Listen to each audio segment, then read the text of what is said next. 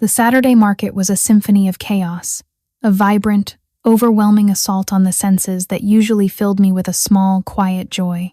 The scent of ripe peaches mingled with the earthy smell of potatoes and the sharp, briny aroma of the fishmonger's stall. Voices haggled in a dozen languages, a boisterous chorus punctuated by the laughter of children and the squeak of overloaded cartwheels. But today, the symphony was a cacophony. The vibrant colors blurred into a nauseating smear, and the noise grated on my already frayed nerves. Every shout felt like a personal accusation. My purse, slung over my shoulder, felt unnervingly light, containing nothing but a handful of crumpled bills and a grocery list that was more wishful thinking than a plan. Rent was due on Monday. My landlord, Mr. Henderson, was not a patient man. "Mommy, can we get a pastry?" Mateo, my 5-year-old son, tugged on the hem of my worn cotton dress, his big brown eyes wide with pleading. His twin, brother Luca, a carbon copy down to the smudge of dirt on his cheek, immediately echoed the sentiment. "Please, Mommy, the ones with the chocolate?" My heart did a painful little squeeze. They were good boys, my boys. They so rarely asked for anything. The flaky, chocolate-filled pastries from the corner bakery stall cost $3 each. $6. $6 I needed for milk and bread and maybe, if I stretched it, a small carton of eggs. "Not today, sweethearts," I said, my voice sounding thinner than I intended. I tried to inject a cheerfulness I didn't feel. "We have to get the important stuff first. Maybe next time." Mateo's face fell, his lower lip trembling just enough to send a fresh wave of guilt crashing over me. Luca, ever the stoic, just nodded, his small hand tightening its grip on my own. They were a study in contrasts. My twins. Mateo, all open emotion and boundless energy. Luca, quiet, observant, his old soul eyes missing nothing. The only thing they shared, besides their birthday, was their appearance. Both had mops of unruly dark hair that defied any attempt at taming, and eyes so dark a brown they were almost black, framed by impossibly long lashes. They were beautiful, and they looked nothing like me. My own hair was a plain, mousy brown, my eyes a simple hazel. They also looked nothing like Leo. The thought of him was a familiar, bitter pill. He was supposed to have come over this morning with his share of the month's expenses. It was a paltry sum, one he'd agreed to with the pained air of a man making a grand sacrifice. But it was the sum that would have meant the difference between eggs and no eggs, between paying rent on time and begging Mr. Henderson for another week. He hadn't shown up. His phone went straight to voicemail. The text message I'd sent him hours ago, a simple, desperate question mark, remained unanswered. It was a pattern as predictable as the sunrise. Leo was a ghost, a mirage, of a father who shimmered into existence when it was convenient and evaporated the moment responsibility called. "Okay, hold my hands, both of you, and stay close," I commanded, my voice sharper now. The crowd was thickening, a river of bodies, and the last thing I needed was to lose one of them. We navigated past a stall piled high with gleaming red peppers and purple eggplants, the smell of fresh basil perfuming the air. I kept my eyes fixed on the budget-friendly vegetable stand at the far end of the market, mentally calculating and recalculating. Potatoes, onions, carrots, the staples, the things that could be stretched into a soup that might last 3 days.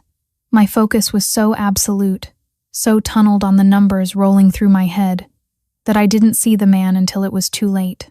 Mateo, ever the impulsive one, let go of my hand for a split second, lunging for a dropped orange that had rolled near his feet.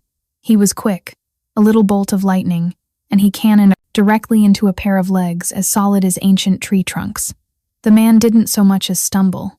Mateo, however, bounced off him and landed on his backside with a surprised oof. Mortification washed over me, hot and immediate. "Oh my goodness, I am so sorry." I rushed forward, pulling Mateo to his feet and brushing the dust from his shorts. "Are you okay, sweetie?" I looked up, my apology ready on my lips, prepared to meet the annoyed gaze of a stranger. But it wasn't a stranger. The world tilted on its axis. The noise of the market, the smells, the people, it all dissolved into a low, distant hum. Time itself seemed to stutter and freeze. He stood there, impossibly tall, dressed not in the casual Saturday attire of the other market-goers, but in a perfectly tailored dark suit that seemed to absorb the light around him. It was a uniform of power, wealth, and intimidation. His face was all sharp angles and unforgiving planes, a masterpiece of brutalist architecture, a strong jaw, a straight nose, a mouth that looked like it had never learned to smile, and his eyes. They were the same eyes I saw every morning and every night, the same impossibly dark, almost black eyes that stared back at me from the faces of my children. Dante. I hadn't even known his last name. It had been one night, 6 years ago, a lifetime ago. I was younger then, a nursing student drowning in exams and student loans, dragged out by a friend to a ridiculously expensive downtown bar for a birthday. He was there, a shadow in the corner, exuding a silent, magnetic pull that drew every eye in the room. He hadn't said much. He didn't need to. He'd bought me a drink, his voice a low rumble like aged whiskey, and we'd ended up back at his hotel, a place so luxurious it felt like another planet. I remembered the scent of his skin, a clean, masculine scent of soap, and something uniquely him. I remembered the shocking, almost frightening intensity in his gaze, and then I remembered waking up alone in the morning, in a tangle of 1,000 thread count sheets, with a stack of $100 bills on the nightstand, enough to pay my rent for 6 months. I'd taken the money, my cheeks burning with a mixture of shame and desperate relief, and I had never seen him again, until now. His gaze was a physical force. It dropped from my stunned face, down to Matteo, who was now hiding behind my leg. Then it shifted, slowly, deliberately, to Luca, who stood frozen at my other side, his small hand still clutching mine, his dark eyes wide and unblinking as he stared up at the giant man. The silence stretched, a taut, vibrating wire in the midst of the market's din. I could see the calculation happening behind his eyes, the flicker of disbelief warring with cold, hard logic. He looked at them. Then he looked at me, then back at them. His jaw tightened, a muscle feathering along the sharp line. The air crackled with a sudden, terrifying voltage. The faint, amused indifference he might have shown, a clumsy child had vanished, replaced by an unnerving stillness, a predatory focus that made the hair on my arms stand on end. His blood, I imagined, must have run cold. Mine had turned to ice, he knew. In that single, drawn-out moment, in the crowded, noisy, sun-drenched market, he knew. These boys, my boys, were his. His voice, when it finally came, was a low, dangerous whisper that cut through the surrounding noise as if it were the only sound in the world. How old are they? It wasn't a question. It was a demand for a fact he already suspected.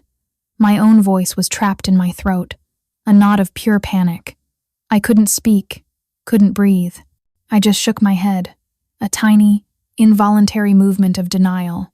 But denial was a flimsy shield against the tidal wave of his certainty. He took a half-step closer, and I flinched, pulling my sons tighter against me. The move was pure instinct, the primitive urge of a mother protecting her. Young. His dark eyes narrowed fedors, not in anger, but with an intensity that stripped me bare. He saw my fear, my desperation, the worn fabric of my dress, the cheap sandals on my feet, the terror in my eyes. He saw it all, and it seemed to fuel the cold fire in his gaze. "They are 5, he stated, his voice flat, devoid of any emotion. He was running the numbers. 6 years ago, a 9-month pregnancy, 5 years of their lives. The math was simple and brutal. They just had their birthday, didn't they? Last month. A gasp escaped my lips. How could he know? It was a lucky guess. It had to be. A cruel, terrifyingly accurate guess. I didn't answer. Couldn't. My silence was its own confession. He crouched down, a shockingly fluid movement for a man so large. He wasn't on their level. He was still a mountain cambiamento, their molehill, but the gesture was clearly meant to be disarming. It wasn't. It was terrifying. He was a predator getting closer to his prey.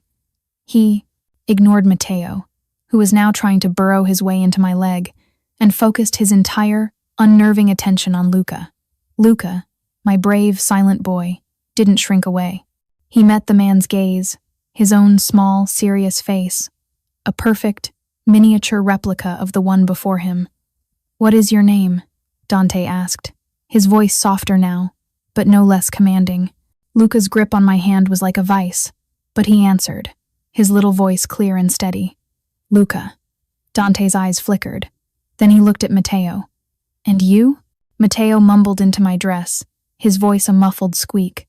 "Matteo." Dante's gaze rose slowly, climbing from my son's faces back to mine. The last vestiges of doubt had been burned away, leaving behind a chilling, absolute ownership. It was in his eyes, in the set of his jaw, in the very air around him. He had laid his claim. He straightened to his full, intimidating height, pulling a sleek black phone from his inside pocket. He never broke eye contact with me. My heart hammered against my ribs, a frantic drumbeat of pure animal fear. What was he doing? Calling the police? Claiming I'd stolen his children? My mind raced, a whirlwind of impossible, catastrophic scenarios. His thumb moved kungung the screen, and he lifted the phone to his ear. His words were few, clipped, and spoken in that same low, authoritative tone. "Marco, the market on 8th. Bring everyone. Now." He didn't wait for a reply. He simply ended the call and slipped the phone back into his pocket. Everyone? What did that mean? The world pull us on. The shoppers float around us, oblivious to the invisible dome of high-stakes drama that had just descended upon our small, pathetic patch of asphalt. I felt like a butterfly pinned to a board, my wings beating uselessly against the inevitable. "You and the boys are coming with me," he said. Again, it was not a request. It was a statement of fact, an alteration of my reality spoken into existence by sheer force of will. "No," I whispered, the word tasting like ash. "No, we're not. I don't know who you think you are, but you can't just—" "I can," he interrupted, his voice dropping even lower, imbued with a quiet menace that was more frightening than any shout. "Their lives, and yours, are about to change. You can either come willingly, or my men can carry you. The choice is yours, but the outcome is the same." And then I heard it, a low, powerful rumble that grew steadily louder, drowning out the market's cheerful din. Heads began to turn. The river of people Guangak then parted. It was like a scene from a movie, surreal and terrifying. 4 large black SUVs, their tinted windows like the eyes of soulless machines, pulled up to the curb, their engines a synchronized throbbing purr. They were identical, polished to a menacing gleam, their presence screaming money, power, and danger. The doors opened in unison. Men in dark, impeccably tailored suits emerged. They were big men, all of them, with blank faces and watchful eyes, moving with a quiet, professional efficiency that was utterly chilling. One of them, a man with graying temples and a face seva of stone, approached Dante, his eyes flicking over me and the boys before returning to his boss. "This must be Marco." "Sir," Marco said, his voice a respectful murmur. "Marco, this is Elena, and these," Dante said, his hand gesturing toward my sons, "are Luca and Matteo. They will be coming with us. See to it." My world narrowed to a pinprick of terror. This couldn't be happening. This was a nightmare. I was a nurse. I lived in a cramped 2-bedroom apartment. I worried about the price of milk. I did not belong in this world of black cars and men with hard eyes who moved like shadows. "No, please," I begged, my voice cracking. "You can't do this. They're my children." Dante's gaze was unyielding, a magnet holding me in place. "They are my children," he corrected, the words landing like blows. "And I am taking them home. You are their mother. Therefore, you will come too." He framed it as logic, as a foregone conclusion. He was protecting his assets. We were his assets. Marco took a step toward us. He didn't reach for me, but his presence was an impassable wall. His voice was surprisingly gentle, a stark contrast to his intimidating frame. "Ma'am, please. It will be easier for the children if you don't fight." He was right. Matteo was starting to cry, his small body trembling. Luca's face was pale, his eyes huge and frightened. My resistance was only terrifying them more. My fight, my will. It was nothing against this. It was like trying to hold back the ocean with my bare hands. Defeated, my shoulders slumped. A single tear escaped and traced a hot path down my cheek. I was being kidnapped, in broad daylight, and no one was doing a thing. Dante gave a small, almost imperceptible nod. Marco moved with practiced ease, one hand lightly on my back, guiding me forward. Another man, equally large, crouched down and spoke softly to the boys. "Hey guys, want to go for a ride in a cool car? It has TVs inside." Matteo's sobs hitched, his curiosity momentarily overriding his fear. Luca, ever watchful, looked to me for guidance. I gave a tiny, defeated nod, my throat too tight to speak. That was all it took. The man scooped Matteo up in one arm and gently took Luca's hand, leading him toward the lead vehicle. They didn't even look back. I was herded into the same SUV. The door closed with a heavy, final-sounding thud, sealing us inside a world of silent, air-conditioned luxury. The scent of rich leather and Dante's personal cologne filled my lungs. The tinted windows turned the bright, chaotic market into a distant, silent film. Dante slid in beside me, his presence taking up all the air, all the space. He didn't look at me. He just stared straight ahead as the car pulled, smoothly away from the curb, leaving my old life, my simple, struggling, knowable life, behind in a cloud of dust and exhaust. We were being extracted, ripped from our world and transplanted into his, and the process was as swift and merciless as surgery without anesthesia. The journey was a blur of silent, opulent terror. The SUV moved through the city with an unnatural ease, traffic seeming to part for it. I sat ramrod straight, my hands clenched in my lap, a chasm of cold leather separating me from Dante. In the seats facing us, my sons were buckled in, their initial fear now replaced by wide-eyed awe. The man who had spoken to them, one of Dante's anonymous, suited soldiers, had turned on a small television screen embedded in the back of the front seat. A cartoon turtle was now swimming across the screen, and Matteo was giggling, his earlier trauma completely forgotten. Luca was quieter, but his eyes were glued to the screen, his small body relaxed. Children were so resilient. Or maybe they were just easily bought by cartoons and cool cars. The thought was a bitter one. I risked a glance at the man beside me. He was staring out the window, his profile as severe and unreadable as a Roman statue. What was he thinking? Was there any remorse in him? Any understanding of the violence he had just committed against my life? He had ripped it apart at the seams. And for what? An accident of biology. A single, careless night 6 years ago. It didn't seem fair. It didn't seem possible. He must have felt my gaze, because he turned his head slowly, his dark eyes locking onto mine.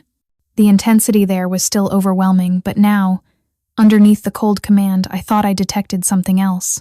A flicker of uncertainty? No, that wasn't it. It was something harder to define. A deep, resonant curiosity, as if he were studying a puzzle he had just discovered he owned. "They are healthy?" he asked, his voice a low rumble that vibrated through the seat. The question was so unexpected, so clinical, that it took me a moment to answer. "Yes, of course they are. Any medical issues? Allergies?" "No, nothing. Matteo had ear infections when he was a baby, but that's it." The words came out automatically. I was a nurse. Taking a medical history was second nature, even if it was for my own kidnapper. He nodded, a short, sharp dip of his chin, as if filing the information away. "Good." He turned his gaze back to the window. The conversation, if it could be called that, was over. We left the familiar, gritty streets of my neighborhood behind, transitioning seamlessly into a part of the city I had only ever seen in magazines. The buildings grew taller, sleeker. The cars were more expensive. Soon we were climbing a winding road, the city sprawling out below us like a map. Enormous houses, more like private resorts, were hidden behind high walls and elaborate gates. The air itself seemed cleaner up here, rarefied. The SUV slowed, turning into a driveway Ida, a gate that looked like it belonged to a fortress. It was a monstrous thing of black iron and modern design. It slid open silently, and we proceeded up a long, tree-lined drive. And then I saw it. The house.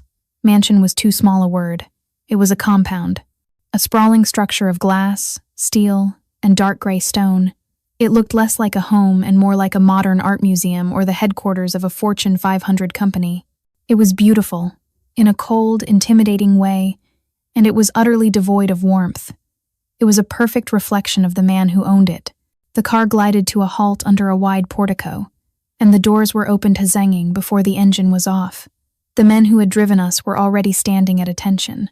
Marco appeared and opened my door. I didn't move. My feet felt bolted to the floor. "Elena." Dante's voice was quiet, but it held a steel thread of command. "Get out of the car." My body obeyed even as my mind screamed in protest. I slid out, my cheap sandals feeling profane on the polished stone driveway.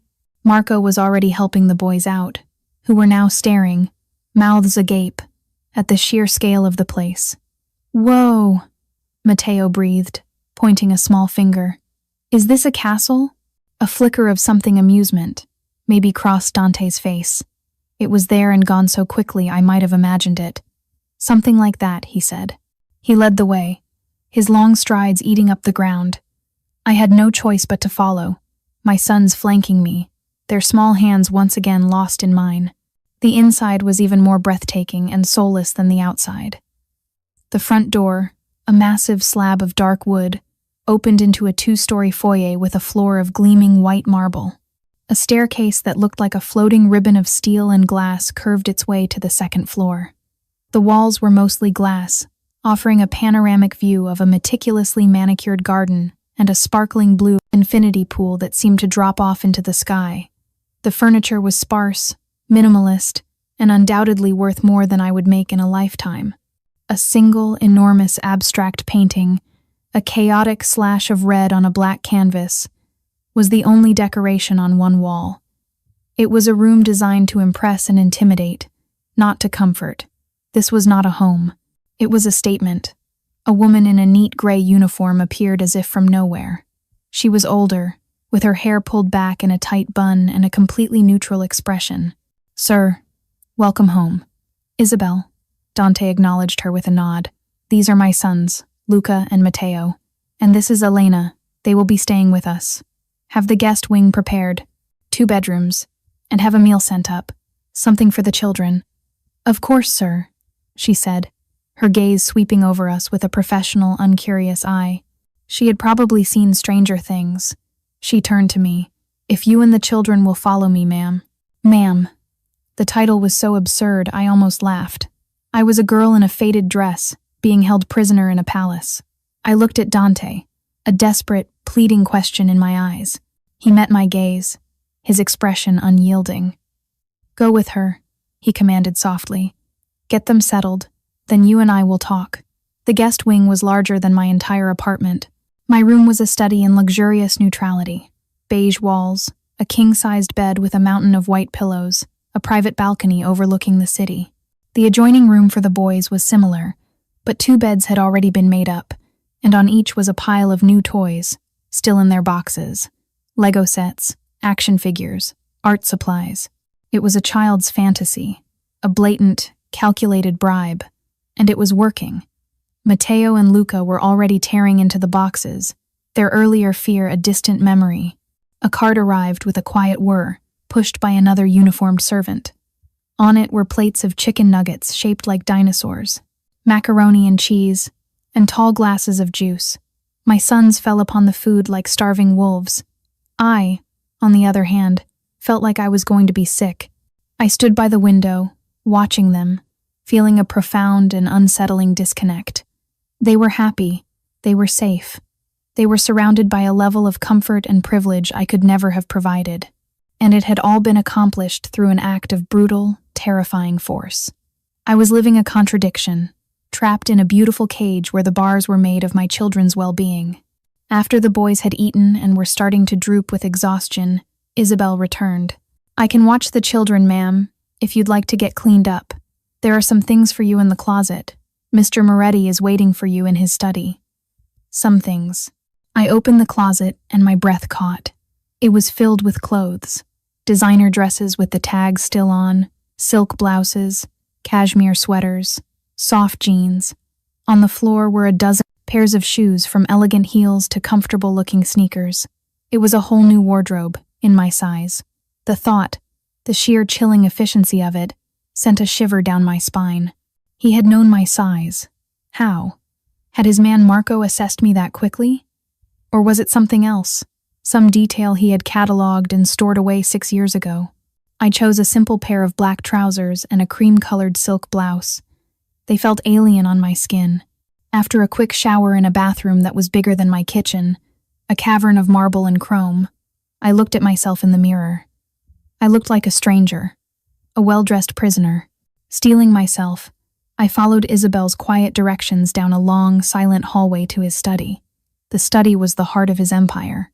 I could feel it. It was paneled in dark, fragrant wood, one wall lined with books, another with a bank of monitors, showing security feeds from every angle of the property. He was sitting behind a massive desk, the city lights twinkling like a fallen constellation through the floor-to-ceiling window behind him. He wasn't looking at the screens. He was looking at me. "Sit down, Elena," he said, gesturing to one of the 2 leather chairs facing his desk. I sat on the edge of the seat, my back straight, my hands once again clenched in my lap. The silence in the room was heavy, thick with unsaid things. He watched me for a long moment, his gaze analytical, searching. "I know this is," he began, then seemed to search for the word. "A shock? A shock?" I repeated, a bubble of incredulous, hysterical laughter rising in my throat. "You abducted me and my children from a public market. You've locked us in this museum." Shock doesn't begin to cover it. He didn't react to my outburst. His expression remained unchanged. "It was necessary. You are in my world now. Things are done differently here." "Your world?" I shot back. "I don't want to be in your world. I want my life back. I want to take my sons and go home." "This is your home now," he stated, the words as final as a death sentence. "And they are not just your sons. They are mine. I will not have my blood, my heirs, living in that." He gestured vaguely, a dismissive wave that encompassed my apartment, my neighborhood, my entire existence. The insult was so profound, so dismissive. It stole my breath. "You have no right," I whispered, my voice trembling with a mixture of rage and fear. "I have every right," he countered, leaning forward, his forearms resting on the polished surface of the desk. He was a king holding court. "I will give you and the boys everything. You will never have to worry about money, or rent, or the price of milk again. They will have the best education, the best health care, the best of everything. They will be protected. You will be protected." "Protected? Or imprisoned?" I challenged. "The two are not mutually exclusive," he said, his voice a low, chilling calm. "There are conditions, of course. You will live here, under my roof. You will not contact anyone from your old life without my permission. And you will tell me everything about the man you've had them call father." The mention of Leo was like a splash of cold water. "He has nothing to do with this." Dante's eyes narrowed dangerously. "He has everything to do with this. Has another man been raising my sons? Has he put his hands on them? On you?" The questions were laced with a possessiveness so potent it was almost a physical force. It was the sound of a predator scenting a rival on his territory. "No, it's not like that," I said quickly, a strange, instinctual need to de-escalate rising in me. "Leo, he's their father. That's what they know. But he's not really in the picture. He's unreliable." "Unreliable," Dante repeated the word, tasting it, his lip curling in a faint sneer. "I will handle Leo. He will no longer be a factor." "Handle him? What does that mean?" I asked, my blood running cold. "It means I will remove the problem, permanently." His gaze was flat and hard. He meant it. He would erase Leo from our lives as easily as he had ordered my sons a plate of chicken nuggets. The sheer, terrifying power he wielded was absolute. I stared at him, my mind reeling. This was the offer. A life of unimaginable luxury and security. For the price of my freedom. For the price of my soul. But when I thought of the constant, grinding anxiety of my life, The fear of the first of the month, the shame of not being able to afford a simple pastry for my children. Was it really a choice? He was offering me a golden cage, but my current life was also a cage, one made of poverty and fear. He seemed to sense my internal conflict, the war between my pride and my primal need to see my children safe. He leaned back in his chair, the leather groaning softly. His expression softened, just a fraction, the hard edges blurring for a moment. "You're wondering why," he said, his voice losing some of its commanding edge, becoming something more personal, more intimate. "Why this? Why so fast? So absolute?" I just nodded, unable to speak. He was silent for a long time, his gaze distant, fixed on a point somewhere in the glittering cityscape behind me. "My mother," he began, his voice a low, rough murmur. "She was a beautiful woman, full of life. She fell in love with a weak man, a man who couldn't protect her. He made promises he couldn't keep, got involved with people he shouldn't have, and when things got difficult, he left her. He left her vulnerable, alone." He paused, and in the silence, I could hear the echoes of an old, deep pain. This wasn't just a story. It was a scar on his soul. The people he owed money to, they came for her instead. They wanted to send him a message. His jaw clenched, the muscle jumping, violently. I was 10 years old. I was in my room. I heard her screaming. I was just a boy.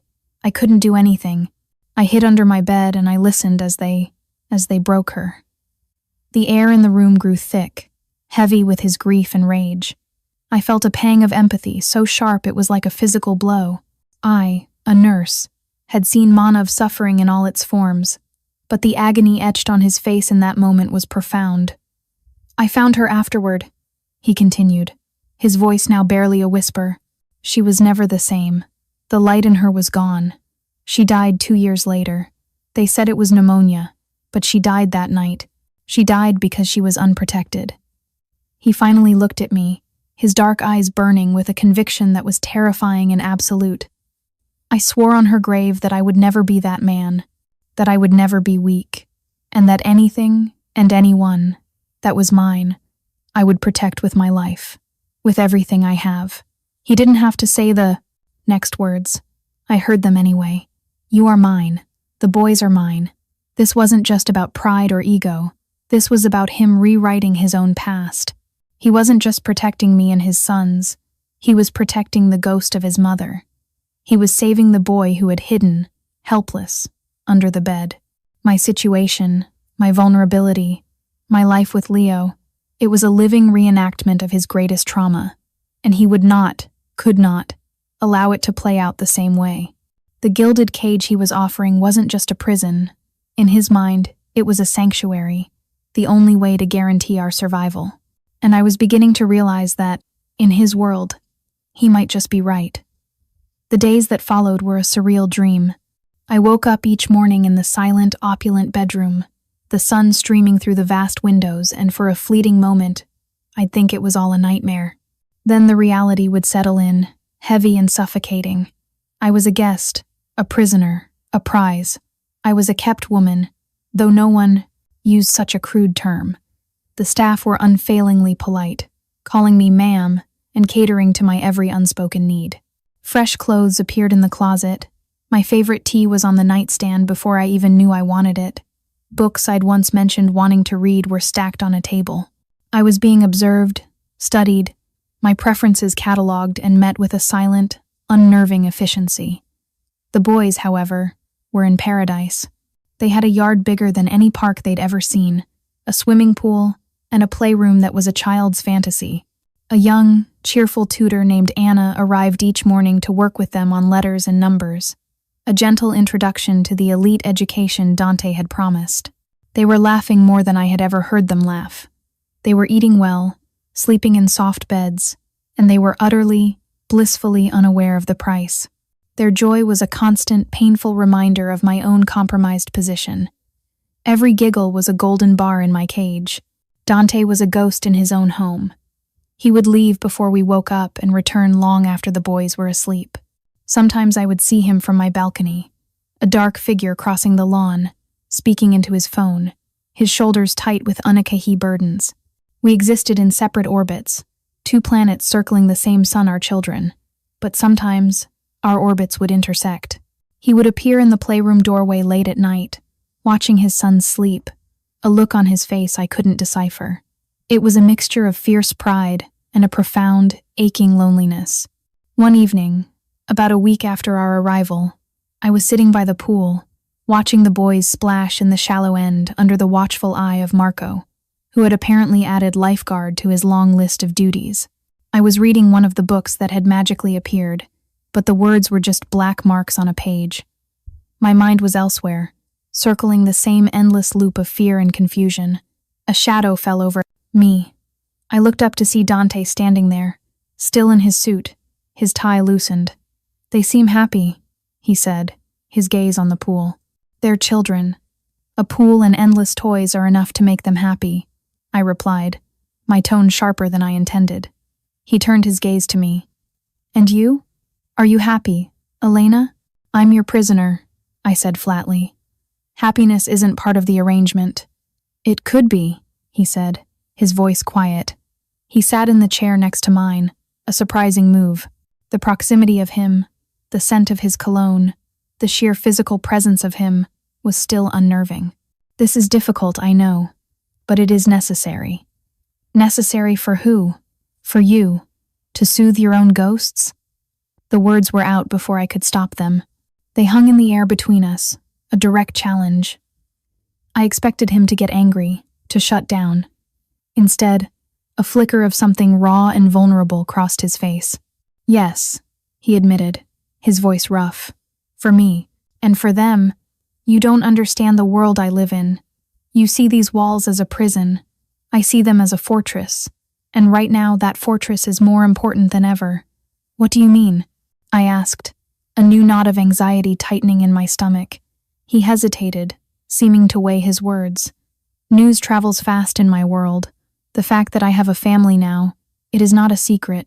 Some will see it as a sign of strength. Others," he paused, his gaze growing hard, "will see it as a new vulnerability, a weakness to be exploited." My blood ran cold. Are you saying we're in danger?" "You are with me," he said, the words a dark promise. "You will always be in some measure of danger, but I will not let anyone get to you. To them, that is why you must stay here. It is the only place I can guarantee your safety." Suddenly, the gilded cage didn't seem so metaphorical. The beautiful, sterile mansion transformed in my mind into a necessary bunker. The men in suits weren't just guards, they were soldiers. This wasn't about Dante's possessiveness, or not entirely. This was about survival. He was using a new, external threat to justify his control, to reframe my confinement as essential protection. And the most terrifying part was, I believed him. I had seen the look in his eyes when he spoke of his rivals. This was not a game. "Who?" I whispered. "Who would want to hurt us?" He looked at me, his eyes dark and serious. "A family from the East, the Petrovs. They are animals. They have no code, no honor, and they have wanted what is mine for a very long time. Finding out about you and the boys, it's like blood in the water for sharks like them." The image was horrifyingly vivid. I looked over at my sons, still splashing and laughing, completely innocent and unaware. A wave of nausea rolled over me. Dante had ripped us out of our simple, poor life, but in doing so, he had thrust us into the crosshairs of a war I couldn't begin to comprehend. "I am handling it," he said, his voice a low, reassuring growl. It was the same tone he'd used when he'd spoken of Leo. "The situation is under control, but you must understand why you cannot leave, why you must listen to me. Your life is no longer just your own." Before I could respond, his phone buzzed. He glanced at the screen, and his entire demeanor shifted. The brief, almost human connection vanished, replaced by the cold, commanding mask of the dawn. "I have to take this," he said, standing up. He walked a few paces away, his back to me. His voice was too low to hear the words, but the tone was sharp, lethal. I watched him, a storm of conflicting emotions churning inside me. I hated him for what he had done, for the fear and uncertainty he had brought into my life. But as I watched him stand guard over his kingdom, as I looked at my safe, happy children, a traitorous part of me was grateful. He was a monster, yes, but he was our monster. And he had just told me there were other, worse monsters in the dark, and he was the only thing standing between them and my sons. The bars of my cage had never felt more like a protective embrace. The next day, the atmosphere in the house shifted. It grew tighter, more electric. There were more guards, their presence more overt. I saw Marco speaking into his wrist, his face grim. The men who were usually discreetly positioned around the property now stood in plain sight, Tum and the Mukwang constantly scanning the perimeter. The fortress was on high alert. I found Dante that evening in his study. The bank of security monitors was on, and he was staring at them intently. He didn't seem to notice me enter. I stood in the doorway, my arms wrapped around myself. "What's happening?" I asked. He turned, and I saw the exhaustion etched around his eyes. But underneath it was a cold, controlled fury. "Leo," he said, the name a curse on his lips. "Leo? What about? Him?" My heart started to hammer. Did you handle him?" I was almost afraid to hear the answer.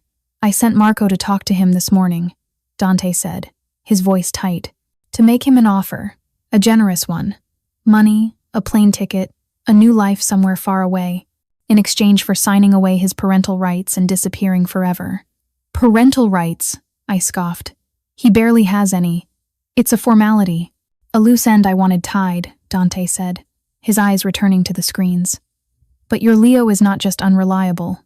He is stupid and greedy." "What did he do?" I asked, a sense of dread creeping up my spine.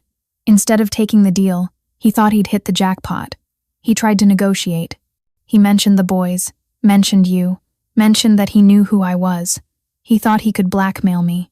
Dante's voice was dangerously quiet. And then he made a phone call, to the wrong people. My blood turned to ice. "The Petrovs." He nodded, his jaw so tight I thought it might crack. He thought he could sell his information to the highest bidder.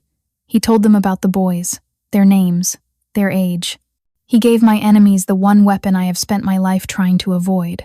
I felt dizzy, leaning against the doorframe for support. Leo. Stupid, selfish, short-sighted Leo. In his greed, he had signed our death warrants. He had painted a target on his own children's backs. "Marco took care of him," Dante said, his voice utterly devoid of emotion. I didn't dare ask what "took care of him" meant. I didn't want to know. Leo is no longer a factor. He will not be bothering you, or anyone, ever again. But the damage is done. The Petrovs know. They know I have sons. And they know where we are. The personal threat of Leo had been neutralized, brutally and efficiently. But in his final, idiotic act, he had unleashed a far greater one. The confrontation I had feared was no longer a hypothetical. It was here. It was now. "What are you going to do?" I whispered. Dante finally looked away from the monitors, his full attention on me. The exhaustion was gone, replaced by a chilling, absolute resolve. It was the face of a king going to war. "I am going to end this.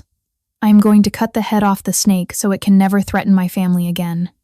He crossed the room in 3 long strides, stopping in front of me. He was so close I could feel the heat radiating from him. He reached out, his hand cupping my cheek. His touch was surprisingly gentle, his thumb stroking my skin. It was the most contact we'd had, the most intimate gesture, and it was happening on the precipice of bloodshed. "You will stay here," he commanded, his voice low and intense. "You will not leave this house. You will not go near the windows. Marco and his men will be here. No one will get in. Do you understand me, Elena?" I was too terrified to do anything but nod. "Good." He held my gaze for a moment longer, his dark eyes filled with 1,000 unreadable emotions. Then he turned and walked out of the room, his stride full of deadly purpose.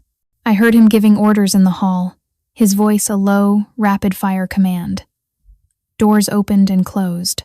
The low rumble of car engines started up outside. I ran to the window, ignoring his order, and watched as the fleet of black SUVs from the market lined up in the driveway. Men in dark suits, some now carrying long, thin bags, got into the cars. Dante appeared, shrugging on a dark coat over his suit. He didn't look back at the house. He got into the lead car, and one by one, the convoy pulled away, their red taillights disappearing down the winding road, leaving the house in an unnerving silence. He was gone to fight monsters to protect us. And as I stood there, trembling in his palatial, empty study, I realized with a sickening lurch that I was praying for the monster to come home safe. The hours that followed were the longest of my life. The mansion, usually just quiet, became tomb silent. The air was thick with a tension so palpable I could taste it, metallic and sharp, like the air before a lightning strike. Marco and his men were ghosts, silent and watchful. I saw them patrolling the grounds, their silhouettes moving against the backdrop of the city lights, their professionalism a thin veil over the lethal potential they held. They were a wall of flesh and steel between us and the horrors of Dante's world. I put the boys to bed, my hands shaking as I tucked them in. They were blissfully unaware, their dreams filled with cartoons and swimming pools, not rival families and bloodshed. I kissed their foreheads, inhaling the sweet, innocent scent of them, and a wave of primal fear, so strong it nearly brought me to my knees, washed over me. Dante had brought this danger to our door, but he was also the only one who could stand against it. My fate, and my son's fates, were completely in his hands. I couldn't sleep. I paced the length of my luxurious room, a caged animal waiting for news of the hunt. Every creak of the house, every distant siren, sent a fresh jolt of adrenaline through me. I kept going to the window, staring out at the empty driveway, my heart a cold, heavy stone in my chest. What was happening out there? Was he okay? The thought that he might not come back, that he might be killed, was a physical pain, and the realization of that pain terrified me more than anything. When had I started to care if he lived or died? When had this man, my kidnapper, my captor, become the center of my world? Sometime in the nebulous hours before dawn, I heard the cars. The low, familiar rumble of the SUVs coming up the drive. My heart leaped into my throat. I ran to the window, pressing my face against the cool glass. The convoy was back. The cars pulled up, and men began to get out, moving with a weary, heavy slowness. Then I saw him, Dante, emerged from the lead car. He was alive. A tidal wave of relief, so powerful it made me dizzy, crashed over me. But he was not unscathed. He was leaning heavily on Marco, and even in the dim light of the portico, I could see that the side of his suit jacket was dark and wet with blood. I didn't think. I just ran. Down the floating staircase, my bare feet slapping against the cold marble of the foyer. I threw open the heavy front door just as Marco was helping him inside. "Dante!" My voice was a choked cry. He looked up, his face pale and drawn, etched with pain and exhaustion. But his eyes, when they met mine, were blazing with a fierce, triumphant light. "It's over," he rasped, his voice raw.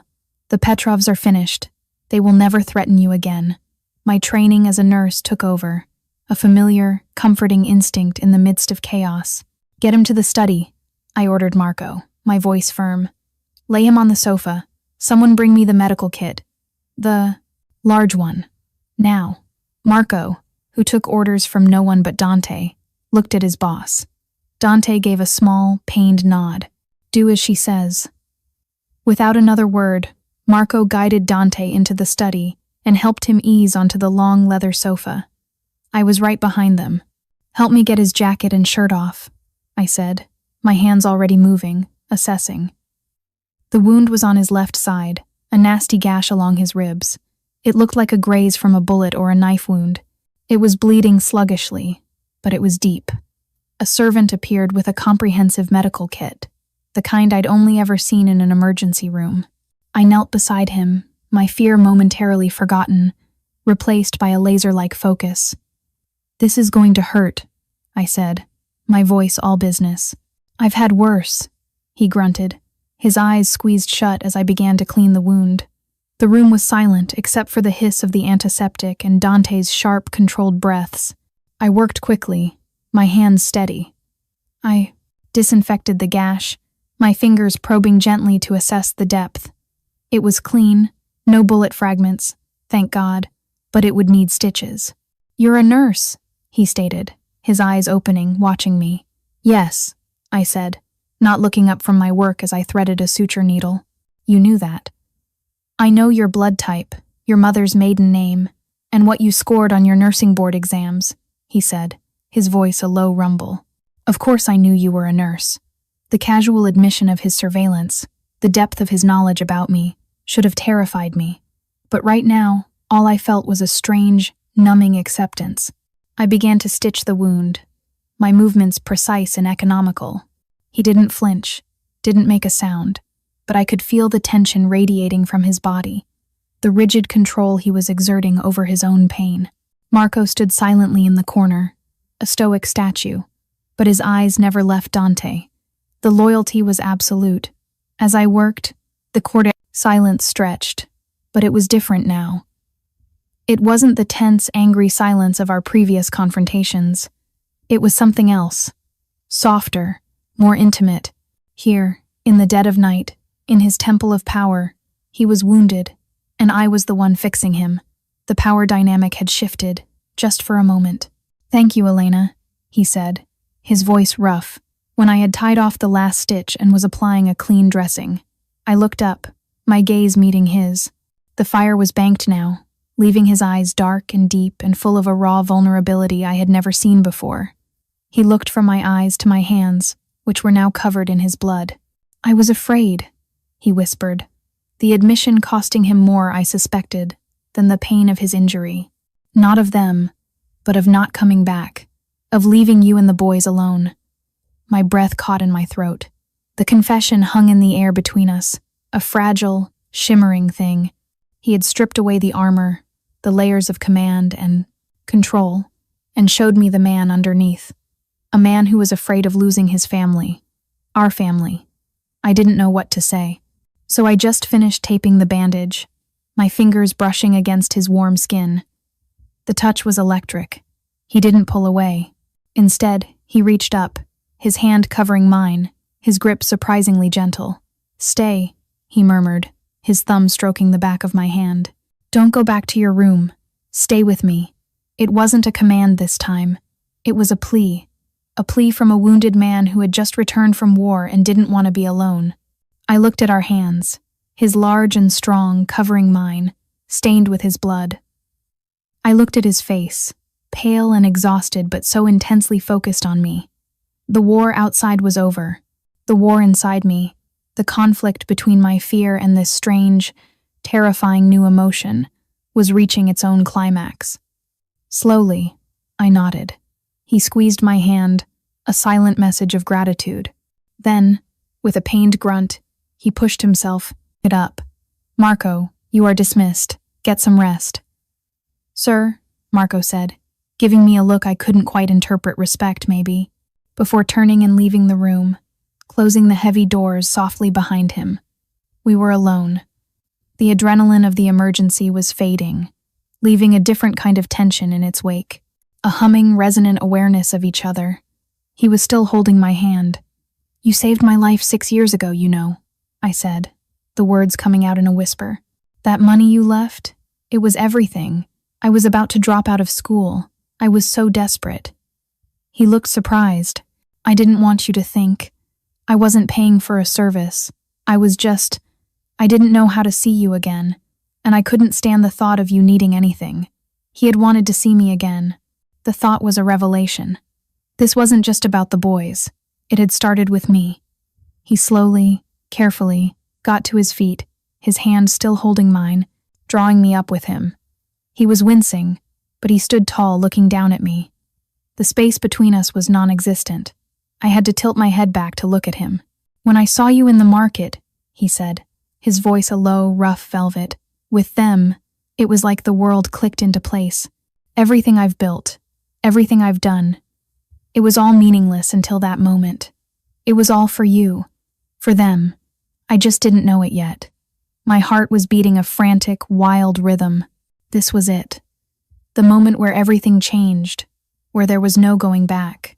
The fear was still there, a cold knot in my stomach, but it was being eclipsed by something warmer, something that felt terrifyingly like hope. He lowered his head, his gaze dropping to my mouth. The air crackled. The world narrowed to the space between our lips. And then, he kissed me. It was nothing like the desperate, anonymous passion of 6 years ago. This was a kiss of homecoming. It was tender and searching, full of pain and relief and a possessiveness that was no longer frightening, but felt like an anchor. It was the taste of whiskey and blood and home. I melted against him, my hands coming up to cup his face, my body molding to his, careful of his injury. All the walls I had built, all my resistance, crumbled into dust. In the heart of his dark kingdom, surrounded by the evidence of his violent life, I surrendered. The next morning, I woke up in his bed. I was alone, but the indentation of his head was still on the pillow next to me, and the faint, masculine scent of him clung to the sheets. Sometime during the night, after the kiss had deepened and the confessions had spilled out in the darkness, he had carried me upstairs, his injured side protesting but his determination absolute. He had laid me in his bed, pulled the covers over me, and watched me until I fell asleep. He had not pushed for more. He had simply wanted me close. Sunlight streamed into the massive room, illuminating dust motes dancing in the air. This room, unlike the rest of the house, felt lived in. A book was open all down on the nightstand. A stray sock lay on the floor. It was his private space, and he had invited me into it. I found him in the dining room, a vast, sun-drenched space overlooking the gardens. He was already dressed in a fresh pair of dark trousers and a crisp white shirt, the top buttons undone. He was sitting at the head of a ridiculously long table, a cup of coffee in his hand, watching our sons. Matteo and Luca were at the other end of the table, sitting in booster seats that had appeared from nowhere, happily eating pancakes slathered in syrup. They were chattering away to Isabel, who was standing nearby, a rare, small smile on her face. It was a scene of perfect domesticity, a beautiful, impossible lie. He looked up as I entered, and his eyes softened. The hard edges of the dawn were gone, replaced by the man who had whispered his fears to me in the dark. "Good morning," he said, his voice a low rumble. "Good morning," I replied, my voice shy. I felt exposed, vulnerable. I walked over to the boys, kissing each of them on the top of the head. They barely noticed, too intent on their breakfast. "There's coffee," he said, gesturing to a silver pot on the sideboard. I poured myself a cup, my hands not quite steady. I sat down not at the far end of the table, but in the chair next to him. It felt like a significant choice. He watched me, his expression unreadable. "How is your side?" I asked. "It's fine," he dismissed, though I could see a slight stiffness in his movements. "You're a good nurse." We sat in a comfortable silence for a few minutes, watching the boys. The normalcy of it was jarring. It felt like playing house in the middle of a minefield. "Elena," he said, his voice serious, drawing my attention back to him. "We need to talk about the future." My stomach tightened. I nodded, bracing myself. "Last night, the threats against you were external. The Petrovs, Leo, they have been dealt with. The threats are gone," he said, his gaze unwavering. "You are safe now. Truly safe." He paused, letting the words sink in. "Which means you have a choice to make. A real one." My breath caught. I knew what was coming. "I can do what I should have done in the beginning," he continued, his voice even. "I can set you up anywhere in the world you want to go. A new house, a new identity, a bank account with enough money that you and the boys will never want for anything. You would be free. You would never have to see me again. I will stay out of your life. That is option 1. The offer was staggering. It was freedom. It was everything I thought I wanted. A life away from this violence, this danger, this suffocating control. A clean slate. But the thought of it, the thought of leaving, of taking the boys and never seeing him again, left a hollow, aching void in my chest. "And option 2? I whispered, my heart hammering. He reached across the small space between us, his hand covering mine on the table. His touch was warm and firm. "Option 2, he said, his voice dropping, becoming thick with emotion.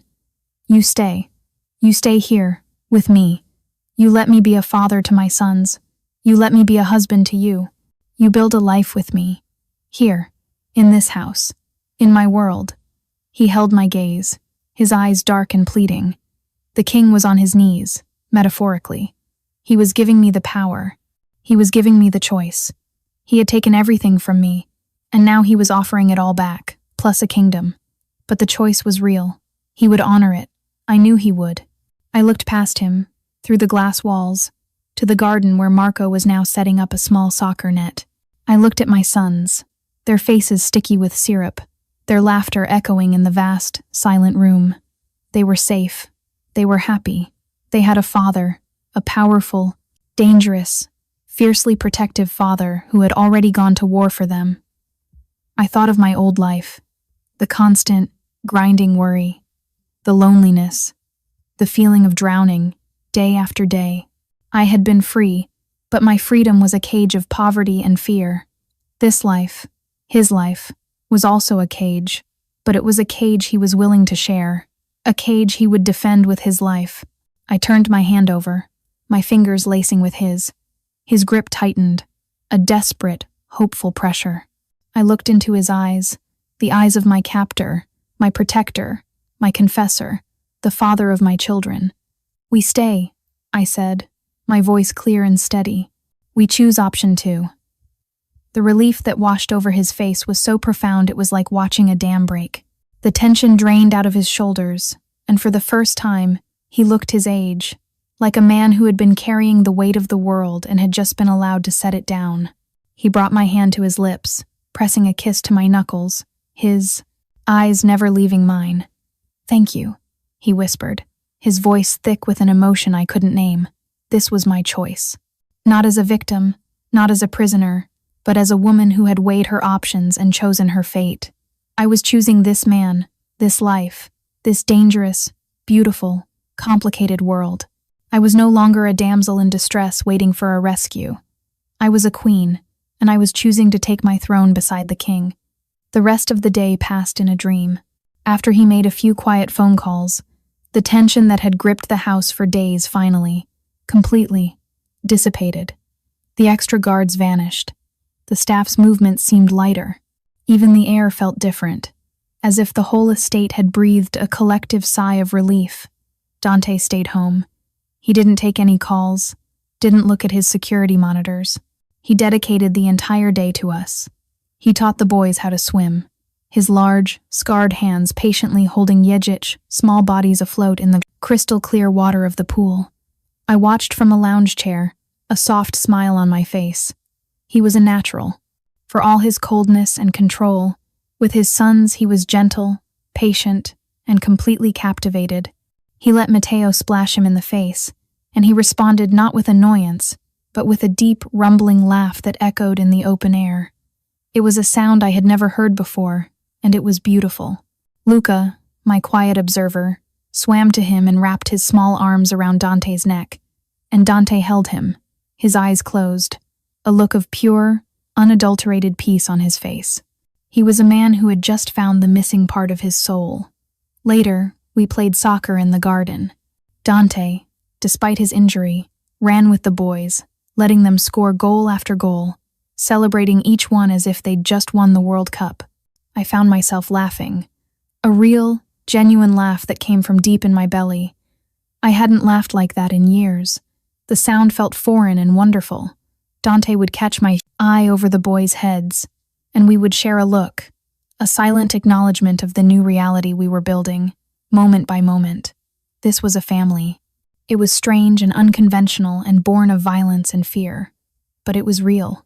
That evening, after the boys were asleep, exhausted from their day of play, we sat on the balcony of his bedroom, a bottle of wine and 2 glasses on the table between us. The city lights twinkled below, a sea of diamonds scattered on black velvet. "I've never seen them so happy," I said quietly, staring out at the view. "This is how it will always be for them," he said, his voice a firm promise. "They will have everything. They will be safe." "And me?" I asked, turning to look at him. "Will I be safe?" He reached out, his fingers gently tracing my jawline. His touch sent a shiver through me, no longer of fear, but of anticipation. "I would burn the world to the ground to keep you safe, Elena," he said, his voice low and intense. You are the heart of this family, the heart of my world. Without you, none of it matters. The sincerity in his eyes was absolute. He meant it. This terrifying, powerful man loved me. And, God help me, I was falling in love with him, too. He stood up and pulled me to my feet. I have something for you, he said. He led me back into the bedroom, to a small, antique wooden box on his dresser. He opened it. Inside, nestled on a bed of faded black velvet, was a ring. It wasn't a modern, flashy diamond. It was a vintage piece, a beautiful, intricate design of platinum and sapphires, with a central diamond that shone with a quiet, internal fire. It was elegant, timeless, and stunning. It was my mother's, he said, his voice thick with emotion. It was the one good thing she had from my father. She gave it to me before she died. She told me to give it to the woman who would heal my soul and be the mother of my children. My eyes filled with tears. The weight of the gesture, the history, a legacy of pain and hope, was overwhelming. He took the ring from the box, his large, calloused fingers surprisingly gentle. He didn't ask a question. He didn't get down on one knee. That wasn't his style. He made a declaration, a statement of fact that would alter the course of our lives forever. He took my left hand. "You will be my wife, Elena," he said, his voice a low, possessive, loving vow. "You will be Elena Moretti. These boys will have my name. This will be our family. This will be our future." He slid the ring onto my finger. It was a perfect fit. The cool metal felt heavy, solid, a permanent and binding weight. It was a manacle and a crown, a brand and a promise. It was the final, formal solidification of my new life. I looked from the ring, which glittered in the soft light of the lamp, to his face. His eyes were searching mine, waiting. For the first time, I saw a flicker of the old uncertainty, the fear of rejection. I reached, zoomed up, my hands framing his face, and pulled him down to me. I kissed him, a kiss of acceptance, of promise, of love. It was a kiss that sealed the deal, that signed the contract on our souls. "Yes," I whispered against his lips. "Yes." He wrapped his arms around me, holding me so tightly I could barely breathe, burying his face in my hair. I could feel the tension leave his body, the final surrender to the peace he had been chasing his whole life. We stood there for a long time, just holding each other, two broken pieces that had somehow, against all odds, found a way to fit together. The final scene of my old life played out in my mind. Me, standing in the chaotic market, my purse empty, my heart full of dread, my sons pleading for a pastry I couldn't afford. It felt like a lifetime ago, like a story about a different person. I had been so lost, so alone. Now, I stood in a palace, a priceless ring on my finger, held in the arms of the most powerful man I had ever met. My sons were sleeping peacefully down the hall, their futures secure beyond my wildest dreams. I had walked through a fire I didn't know was coming, and I had emerged on the other side, not just unscathed, but transformed. The next morning, I stood on that same balcony, a cup of coffee warming my hands, the sapphire and diamond ring feeling like a natural part of me. Below, in the vast, emerald-green garden, Dante was chasing our sons, their laughter carrying on the morning breeze. He caught Matteo, swinging him up onto his shoulders, and Matteo's shrieks of joy were the most beautiful sound I had ever heard. Luca ran up and wrapped his arms around Dante's leg, looking up at his father with pure adoration. Dante looked up and saw me watching. He smiled, a genuine, heart-stopping smile that reached his dark eyes and made them shine. It was a smile just for me. In that moment, he wasn't Dante Moretti, the feared mafia boss. He was just Dante, my Dante, the father of my children, my future husband, my protector, my home. I had stumbled into his life by accident, a random collision in a crowded market. But it was clear now that it wasn't an accident at all. It was fate. A brutal, beautiful, terrifying fate. My life of fear and instability was over. A new life, a life of safety, of family, of a fierce and possessive love, was just beginning.